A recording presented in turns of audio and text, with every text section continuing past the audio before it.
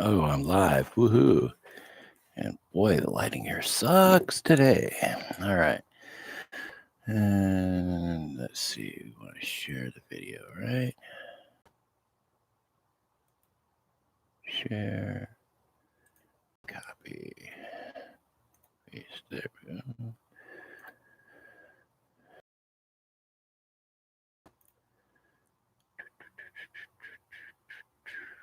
Come on.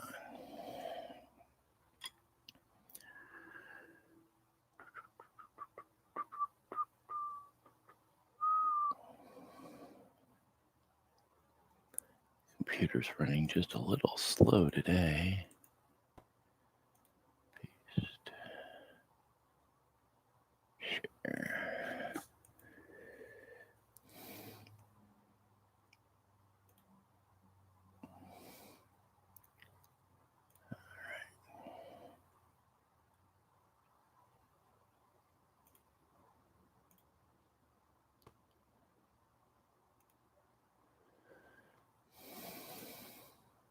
Ooh. Hey, what's going on? Dire Halfling. All right. How are you doing today?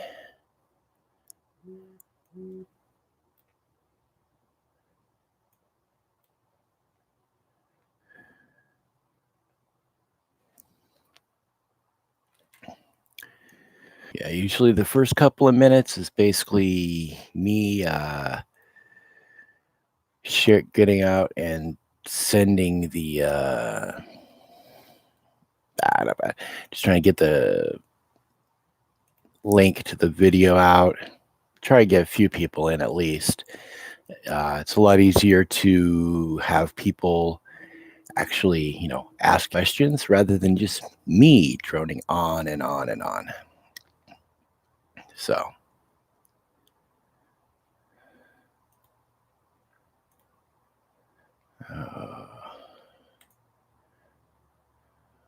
what the heck is going on with my stupid computer?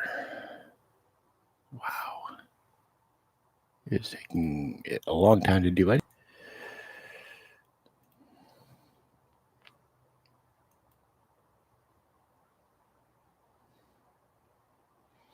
Okay, so today it's going to be intro to Sandbox, though. Just talking about how I set up for run a Sandbox campaign, exactly what one is, for those that don't know. Just because a lot of people out there are used to, they're used to preset modules. So, all right, that's good enough. All right, so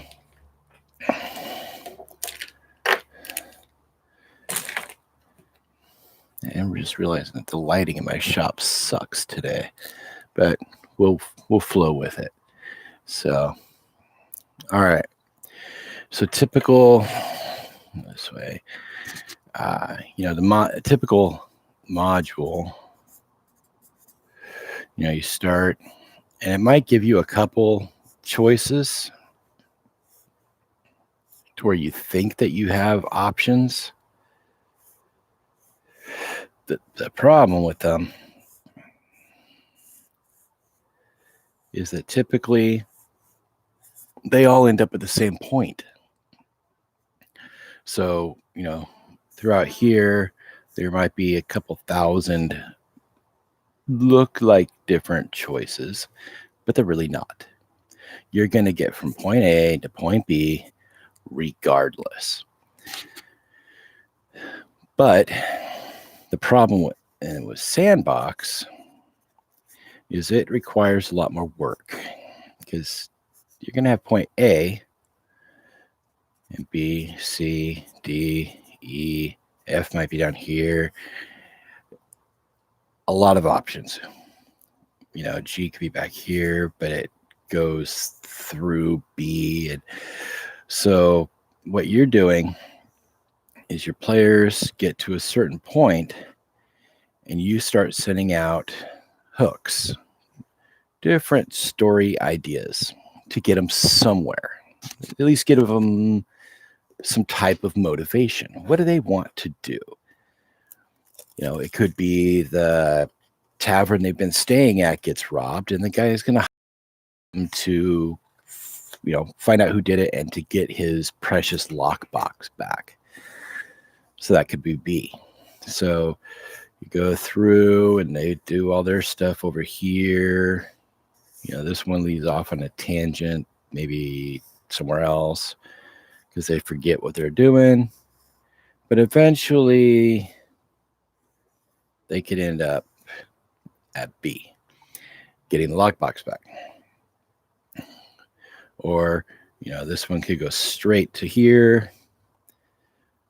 This one could come back to this way. So a flow chart is very hard on a sandbox because who knows? He left. Not sure who Dire Halfling is or was, but thanks for stopping by when you did. So this is that's basically what I do in setup. Is I've got the beginning, and I've got at least 5 or 6 hooks slash. Oh, weird. Okay. That is very weird because it shows no viewers, but you're still here. So it's very strange. I don't trust those numbers up there anymore. So, yeah. So you've got all these different hooks. The problem comes, players sometimes will start setting their own crap up. They want, they completely ignore this guy. They're supposed to be, the way you've got it set up. Maybe this is someone that they're supposed to be friends with. It's going to lead them further into this epic, sweeping backstory of an adventure that you've got set up for your world. And they kill them. For whatever reason. They're murder hobos or whatever. Totally derails that. But there's always ways to get back on track in Sandbox. With Module, it's a little harder because it's all pre-written. So you may have to fudge some stuff, but you can eventually get it done. In Sandbox, yeah, you kill them. Who cares? There'll be somebody else coming along. So you point them in this direction. That can lead them back over. Now it's, you got H over here, which is your backup plan.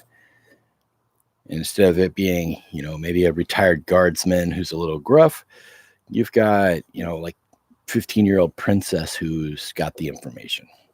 Whatever it takes to keep them on track. But with Sandbox, it's all on track, regardless of what they do. So you might, your over-ending arc or different stories. You've got rescue somebody's wife. Basically, that's one of your stories. You've got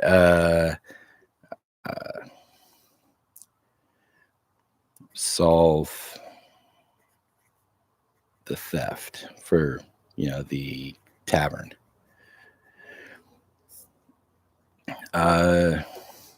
Stop orcs. Maybe they've been raiding the town. Hunt monster. Something's been doing something. They want you to stop it. But throughout all of these, maybe the over-ending thing, the huge thing is that there's a Tarrasque sleeping under the ground. You know when it's going to wake up. They don't even know it's there. So maybe in all of these, they start getting these clues. No, not Tarrasque. Let's say it's a dragon. It's a little easier to deal with, right? So, they see an influx of kobolds. And maybe in your world, kobolds worship dragons. So there's been a lot more kobolds around lately. The theft, maybe that's got, part of his treasure was, or, the shopkeeper stuff was something the dragon covets. So it's actually the kobolds trying to appease this dragon. The orcs, I mean, all of it could revolve around your ultimate story that the PCs don't even know they're flipping part of. You're running, 20 some odd other stories around them, weaving it all together. So this convoluted flow chart of where they go, what they do, who they meet, gets really hard to follow. And whereas with the module, you've got NPC here, scattered throughout that they meet. And they've got a name and what they know and what they've got and all that stuff. You don't have that here unless you make it. But most of these NPCs, unless they're going to be ongoing, the drunk at the bar, you don't need a stat box for that. Just give them a basic name, maybe write it down as a note, drunk human at bar, Steve, whatever. But the shopkeepers that they visit on a regular basis, the more they visit them, the more you're going to want to flesh them out. You don't need a whole character sheet or backstory or anything for them, just important points. If there's someone who likes to gamble, go ahead and give them a dex and a charisma score and maybe a skill with playing cards, something that the PCs could roll against just for fun. And eventually there'll be a full-blown character rather than a blip on the radar. Same with, different, anything around here. The more they visit it, the more you need to flesh it out. If it's just a stopping point on a long road, don't bother. Save yourself the time. Make a note that it's there. They pass the road and just small shrine. Okay, it's a small shrine. But if they decide later on they want to investigate it, you're going to want a little bit of knowledge on it. So you're going to have to make that up. Who is it a shrine to? Does it contain anything? Or, what kinds of people come by and visit it? That kind of thing. So the way now keep in mind, this is just me. This is how I do it. I always have a large overbearing,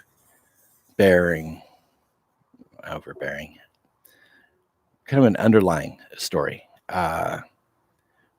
It could be the rise of a new god. It could be the orcs, getting together for a massive attack on all humanoid civilization.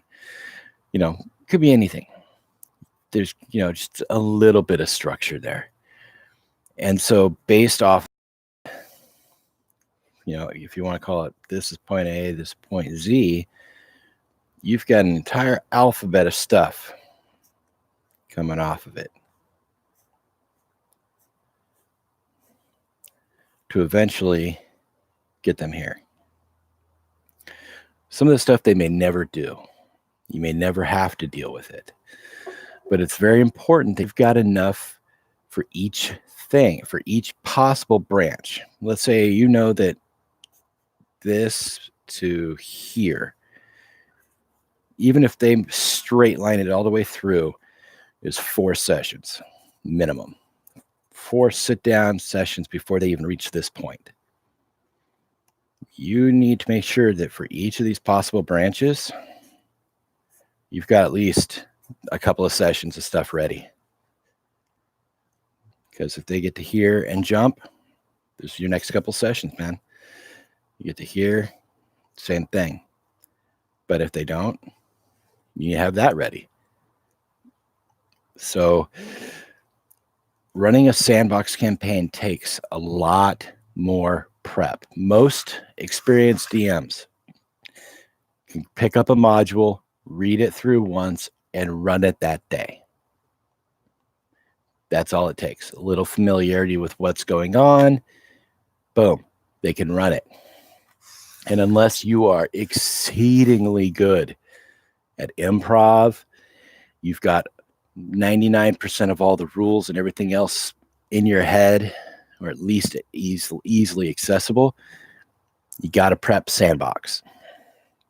I'll admit I've done entire 12-hour gaming sessions at a convention with zero prep, and it sucked. It was funny, but there was no drama to it. There was no, players weren't invested in it. It was just blah. It was a game, but to have a good sandbox campaign, you need some prep. So a lot of what I do when I'm running a sandbox campaign is I will borrow